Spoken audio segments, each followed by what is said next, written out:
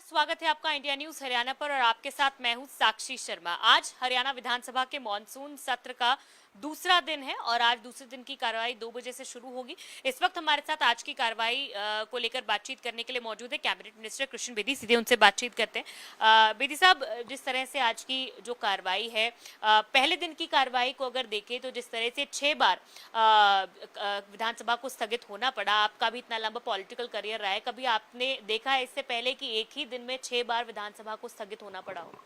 देखिए, मुख्यमंत्री जी ने और माननीय विधानसभा अध्यक्ष जी ने और सरकार के सभी नुमाइंदों ने प्रयास किया कि हम कांग्रेस की प्रत्येक बात का विस्तार पूर्वक जवाब दें, परंतु जिस प्रकार का कांग्रेस का रवैया रहा, अब मैं बार बार बोलता हूं, फिर आप उसी बात को कहेंगे, नेता विहीन कांग्रेस, मुद्दा विहीन कांग्रेस, नेतृत्व विहीन कांग्रेस, नीति विहीन कांग्रेस। कांग्रेस के लोगों ने, 4 लोगों ने, 5 लोगों ने आकर जिस प्रकार का हंगामा खड़ा किया बेल में आकर, और बार बार अध्यक्ष जी के कहने के बावजूद भी वो एक बेतुकी बात को लेकर वो लोग इस प्रकार का माहौल बनाने में लगे रहे। जब मनीषा जी के परिवार संतुष्ट है, मनीषा जी का जो बनती कार्रवाई है उसके लिए मुख्यमंत्री जी ने बड़े विशाल हृदय के साथ ये कहा, परिवार ने कहा कि बोर्ड से मेडिकल हो, हमने बोर्ड से मेडिकल करा दिया। परिवार सहमत हो गया संस्कार करने के लिए, परंतु कुछ लोग नहीं माने। चलो कोई बात नहीं, फिर वो कहने लगे जी पीजीआई रोहतक से मेडिकल हो, पीजीआई रोहतक मेडिकल से भी हमने उसका पोस्टमार्टम करा दिया।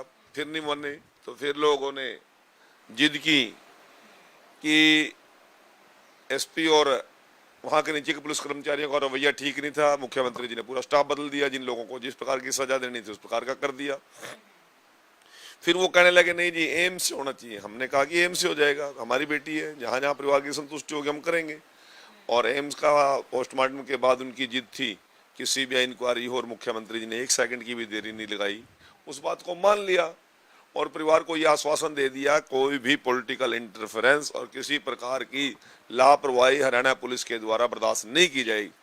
अब इसी बात को तो मुख्यमंत्री जी बार बार बताना चाह रहे थे, पर उन्होंने तो पूरे देश के अंदर एक माहौल बना रखा कांग्रेस ने। लोकसभा के अंदर भी इसी प्रकार का उनका वातावरण रहा, विधानसभा उत्तराखंड के अंदर भी उन्होंने इसी प्रकार का वातावरण पैदा किया, और अन्य प्रांतों में जहां जहां शासन चल रहा है कांग्रेस ने एक रणनीति के तहत एक योजना बनाई। लेकिन जो काम रोको प्रस्ताव वो लेकर आना चाहते हैं, वो एक ओवरऑल कानून की स्थिति पर लेकर आना चाहते हैं, स्पेसिफिकली इस मनीषा केस को। मैं यही कह रहा हूँ, 4 तो क्वेश्चन आवर में क्वेश्चन लगे हुए थे। आदित्य देवीलाल जी का क्वेश्चन था कानून व्यवस्था को लेकर, उसका रिप्लाई तैयार है, मैं कहता हूँ अभी आपके सामने फाइल रख देता हूँ। मैं विपक्ष की तरफ से भी इस प्रकार का क्वेश्चन लगा हुआ था। अब आप ये देखिए ना, अध्यक्ष जी कह रहे हैं कि जो बीएसी की मीटिंग के अंदर तय हुआ उस पर एक बार विधानसभा मोहर तो लगा लें। इतना भी वो समय देने के लिए तैयार नहीं थे। या तो उनको वैधानिक कार्यों की जानकारी नहीं है, या एक मैं ना मानूं की जिद पर कांग्रेस अड़ी हुई थी। पूरे देश के अंदर और पूरे हरियाणा के अंदर जिस प्रकार का कांग्रेस का व्यवहार था, आज चुने हुए नुमाइंदों को, विधानसभा के सभी मान्य सदस्यों को इस बात की शर्मिंदगी है कि एक ऐसी बिना वजह की बात के ऊपर व्यवधान डाल के, जब शासन बुलाते हैं तो कहते हैं कि शासन, जब शासन नहीं बुलाते तो कहते हैं शासन नहीं बुला रही, सरकार भाग रही है, और जब सरकार शासन बुलाती है तो फिर ये मुद्दे उठाने से भाग जाते हैं। आज भी एक रोड शो कर रहे हैं वोट चोरी को लेकर, जो अभी एक राग अलापा हुआ है उसको लेकर एक रोड शो निकालने वाले, प्रोटेस्ट करने वाले, और प्रोटेस्ट कर कर तख्तियां लेकर रोड शो निकालकर विधानसभा परिसर तक। देखिए, बिल्कुल निकालना चाहिए उनको, कोई दिक्कत नहीं हमें, परंतु सबसे पहले मैं तो एक मांग करता हूँ कि उनके 5 सांसद हैं, वो कहे ना भाई हमारी ईवीएम की जांच करो, पहले अपने से कर ले।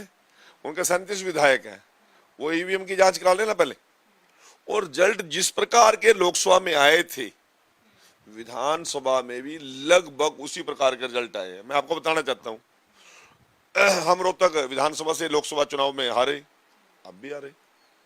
हम किलोई से हारे थे लोकसभा चुनाव के अंदर, किलोई विधानसभा को हारे थे, अब भी हारे। अब वो किस प्रकार की हालात वो बताना चाहते हैं। मैं तो कह रहा पूरे देश के अंदर उन्होंने इंडी गठबंधन किया, पूरे देश के अंदर वातावरण बनाया, और जो उन लोगों के साथ कभी कांग्रेस का तालमेल नहीं हुआ उन लोगों के साथ भी गठबंधन किया, फिर भी वो 99 पे आकर रुके। आज स्थिति कांग्रेस की ये है कि मैं बार बार कहता हूं, नेता विहीन कांग्रेस, मुद्दा विहीन कांग्रेस, नीति विहीन कांग्रेस, नियत विहीन कांग्रेस। आज एक काम तो वो कर नहीं सकते, 37 विधायक हैं उनके, उसमें से एक नेता प्रतिपक्ष चुनना है, वो नहीं चुनेंगे। 11-12 साल के बाद आज वो कहते हैं हमने जिलाध्यक्ष बना दिए जिलाध्यक्ष ऐसे बना दिए जिसका एड्रेस कुछ और, नाम कुछ और, हिसार के अंदर ढूंढती फिर रही मीडिया भी, कांग्रेस के लोग भी, ये कौन सा कांग्रेस का जिलाध्यक्ष बन गया। इसी प्रकार से अन्य जिलों के अंदर भी स्थिति यही है। आज कांग्रेस ने जो मूलभूत काम अपनी पार्टी का 125 साल पुरानी 150 साल पुरानी पार्टी को बचाने के लिए जो काम करने चाहिए उनसे भटक कर वोट चोरी ऐसे गैर जिम्मेवाराना बयान लगा करके ये लोग लोकतांत्रिक प्रजातांत्रिक विषयों से लोगों का विश्वास उठाना चाहते हैं। ये विश्वास बांग्लादेश में भी लोगों ने विपक्ष ने उठाया था, वहां के देश की क्या हालत हुई। यही विश्वासघात और इस प्रकार का विश्वास का माहौल श्रीलंका में पैदा किया, वहां पे क्या हालत हुई। और जिन विदेशी शक्तियों के हाथों में कांग्रेस खेल रही है, तो कांग्रेस फिर 5 साल के बाद कहती है कि हमें वोट नहीं मिली। लोग वोट क्यों देंगे जब इनका चाल चलन आचरण विचार व्यवहार देश के प्रति नहीं है। देश की हर बात को ये विदेशों में जाकर इस प्रकार से रिप्रेजेंट करते हैं कि देश का माहौल खराब होता है, देश की छवि खराब होती है। तो उम्मीद करेंगे कि देश की लोग वोट देंगे।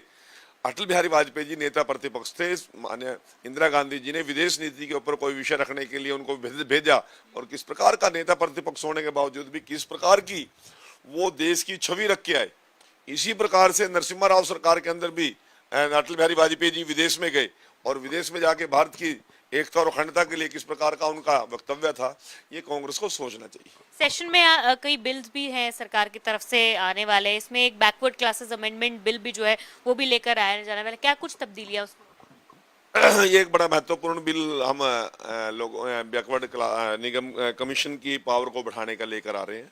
बहुत सी चीजें हैं, केवल अभी तक बैकवर्ड कमीशन के पास सुनवाई करने का अधिकार था, उसके ऊपर कोई रिएक्ट करने का या उस प्रकार की कोई उसको फ्रेम करने का नहीं था। बहुत सी चीजें हैं जो हम बैकवर्ड कमीशन को पावरफुल बनाने के लिए बिल लेके आए हैं, और ये बिल पास होगा तो बैकवर्ड कमीशन को भी और पिछड़े वर्ग के लोगों को एक बहुत बड़ी महत्वपूर्ण ताकत भी मिलेगी और उनको राहत भी मिलेगी।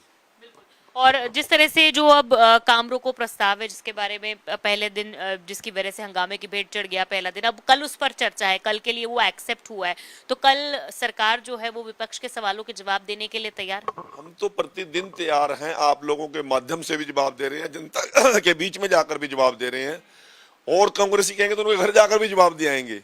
पर वो सुने तो सही, सुनने का मादा तो है ही नहीं है, सुनने का धैर्य नहीं है। आज वो बात करते हैं मनीषा कांड की, अन्य लैंड ऑर्डर की, तो भूपेंद्र हुड्डा जी की सरकार के टाइम में जब अपना घर कांड हुआ था तब कहां थे लोग? रोहतक के अंदर से दिन दिहाड़े महिला को उठाकर, एक जेबीटी टीचर को उठाकर किस प्रकार का व्यवहार किया गया था। सुशीला कांड के अंदर आज तक उसका पता ही नहीं लगा वो अध्यापिका कहाँ गई कहाँ नहीं गई। मिर्चपुर कांड को भूल गए क्या? गोहाना कांड को भूल गए क्या? ये किस प्रकार का वातावरण इस समय इनके कार्यकाल के अंदर चलता था। ना अपील थी, ना दलील थी, ना वकील था।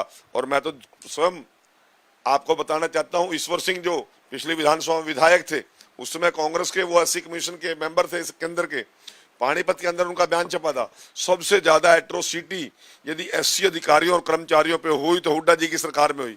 पूरे देश में नंबर 1 पे हरियाणा था। इसी प्रकार से शैलजा जी कहती थी कि मैं लोकसभा का चुनाव नहीं लड़ूंगी क्योंकि भूपेंद्र हुड्डा नहीं चाहते कि दलित की बेटी लोकसभा में जाए। इसी प्रकार से राजपाल भूकड़ी जो उस समय सडोरा से 2005 से 9 तक विधायक रहा, उसके बयान आए थे भूपेंद्र हुड्डा जी के समय में हमारी कोई पूछ नहीं है। जब उस प्रकार के विधायक चलाते थे, खुद रणदीप सुरजेवाला को थ्रेट मिलती थी सुरेंद्र गेहूं से, और विधानसभा के हल्के के अंदर जाने की हिम्मत नहीं करता था। शनिवार को बेदी साहब इनेलो विधायकों ने एक प्रेस वार्ता की, जो फ्राइडे को जैसे पूरा सदन का दिन रहा, कार्यवाही रही, उसको लेकर एक ओवरऑल प्रेस वार्ता की। उसमें उन्होंने कहा कि भाई कांग्रेस ने तो सारा दिन इसलिए नहीं चलने दिया क्योंकि कांग्रेस तैयारी नहीं करके आई थी, लेकिन बीजेपी भी जो है वो कहीं ना कहीं दोनों की मिली भगत है, दोनों मिलके बीजेपी काम नहीं करना चाहती है, कांग्रेस तैयारी नहीं करती है, और मिली भगत करके जो सदन है वो इस तरह से सारा दिन उन्होंने वेस्ट। ऐसा बहुत ज्यादा प्रतिक्रिया देने की जरूरत नहीं है, सभी को सभी कुछ पता है, किसके घर में कितने बर्तन है, कितने किसके घर में दाने हैं, सभी लोगों को पता है। हरियाणा की जनता ने जो रिजल्ट दिया है विधानसभा चुनाव के अंदर, किसी से छुपा हुआ नहीं है, और बहुत से लोग बिना वजह की बात कर रहे हैं जिन बातों को कोई मतलब नहीं बनता। और आज ही एक जल भराव के मुद्दे पर एक ध्यानाकर्षण प्रस्ताव भी जो है वो लगा हुआ है। देखो मेरी बात सुनो, हम कहते हैं ये मुद्दे उठाने चाहिए, सरकार को जवाबदेही करनी बनती है, सरकार की जवाबदेही। इस बार मानसून बहुत अच्छा नहीं है, इस बार तो बहुत ज्यादा बादल भी फटे हैं, पूरे प्रदेश के अंदर ही इस प्रकार की स्थिति है, और यदि कहीं कमी सरकार की है, अधिकारियों की कमी है, तो हम उसको दूर करेंगे यदि सुझाव देगा विपक्ष। वो विषय रखेगा तो हम तो बिल्कुल खुले दिल से, माने मुख्यमंत्री जी के नेतृत्व में सारी सरकार इसके लिए जवाबदेही है। और परंतु कोई सवाल करे तो सही, केवल मुर्दाबाद करके कोई झेम मिटाने से कोई हरियाणा की जनता का भला होने वाला नहीं है। बिल्कुल, बहुत शुक्रिया बातचीत करने के लिए। तो कैबिनेट मिनिस्टर कृष्ण बेदी बातचीत कर रहे थे, जिन्होंने साफ तौर पर कहा कि कल जो काम रोको प्रस्ताव है उस पर विपक्ष को जवाब देने के लिए सत्ता पक्ष पूरी तरह से तैयार है। वहीं उन्होंने कहा कि खुले मन से विपक्ष के जितने भी सुझाव हैं उन्हें एक्सेप्ट करने के लिए, एडमिट करने के लिए भी सरकार तैयार है, बशर्ते कि विपक्ष चर्चा के लिए सदन में बैठे। कैमरा पर्सन जतिन के साथ साक्षी शर्मा, इंडिया न्यूज हरियाणा, चंडीगढ़।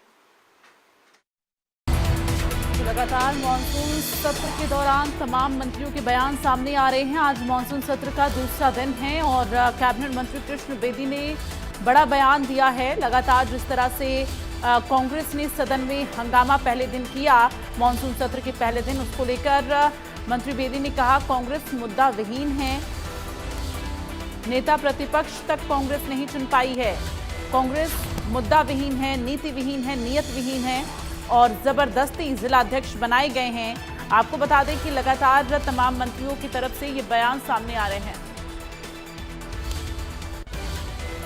और इस बीच हमारे साथ